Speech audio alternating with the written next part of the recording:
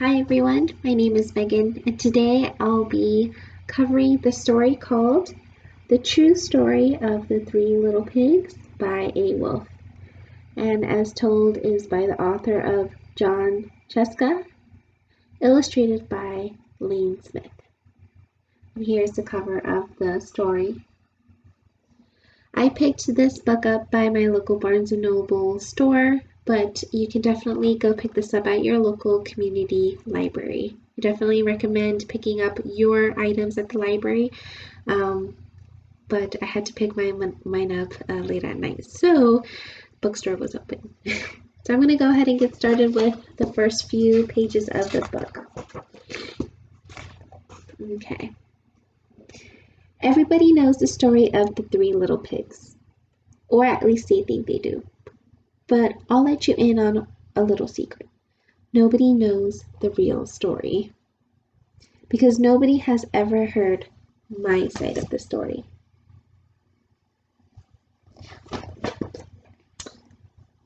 I'm the wolf, Alexander T. Wolf.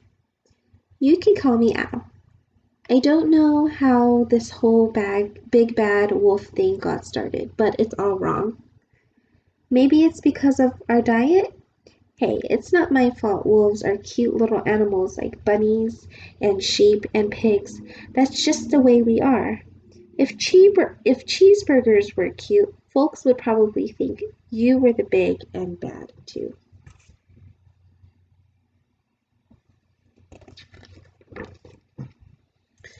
But like I was saying, the whole big bad wolf thing is all wrong. The real story is about a sneeze and a cup of sugar. This is the real story.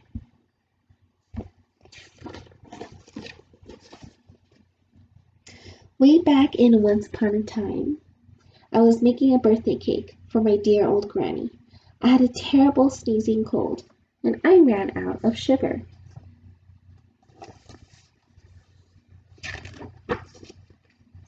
So I walked down the street to ask my neighbor for a cup of sugar. Now, this neighbor was a pig. And he wasn't too bright either. He had built this whole house out of straw. Can you believe it? I mean, who in his right mind would build a house of straw?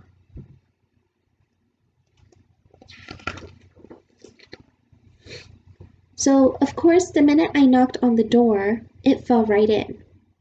I didn't want to just walk into someone else's house, so I called, little pig, are you in?" No answer.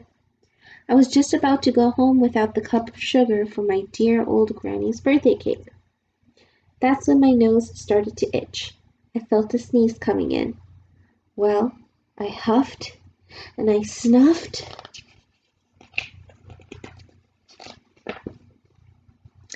And I sneezed a great sneeze.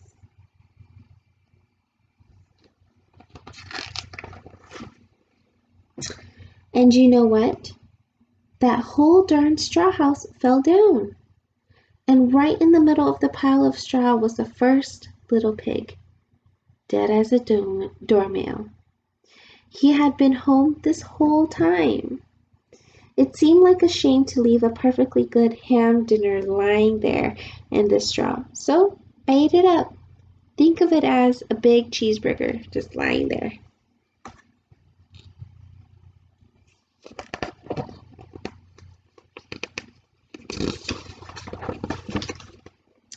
I was feeling a little better, but I still didn't have my cup of sugar, so I went to the next neighbor's house. This neighbor was the first little pig's brother. He was a little bit smarter, but not as much. He had built his house out of sticks. I rang the bell on the stick house. Nobody answered. I called, Mr. Pig, are you in?" He yelled back, "Go away, wolf. You can't come in. I'm shaving the hairs on my chimmy chin.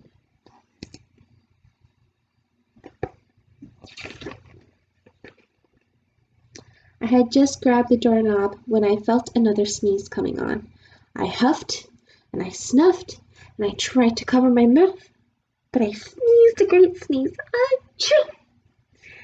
And you're not going to believe it, but this guy's house fell down just like his brother's. When the dust cleared, there was the second little pig, dead as a doornail, Wolf's honor.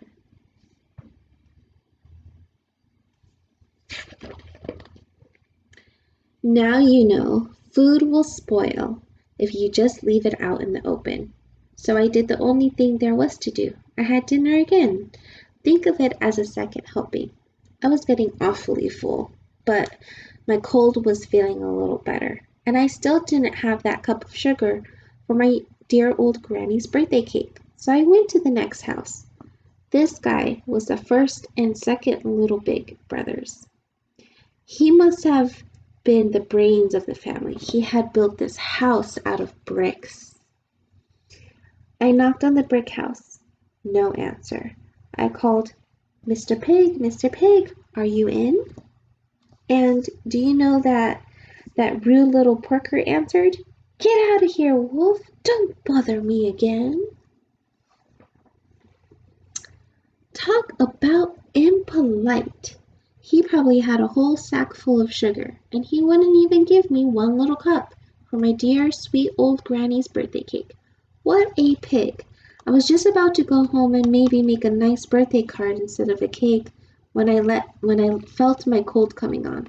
I huffed, and I snuffed, and I sneezed once again. Then the third little pig yelled, And your old granny can sit on the pin.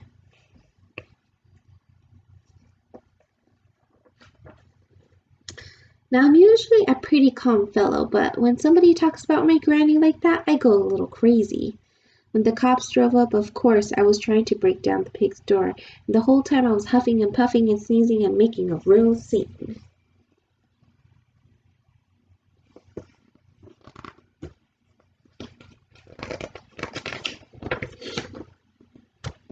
The rest, as they say, is history.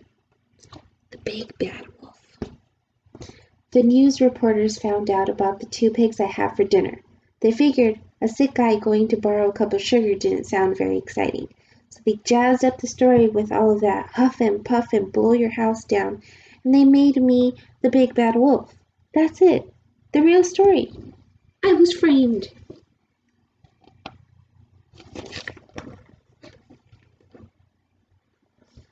But maybe you could loan me a cup of sugar.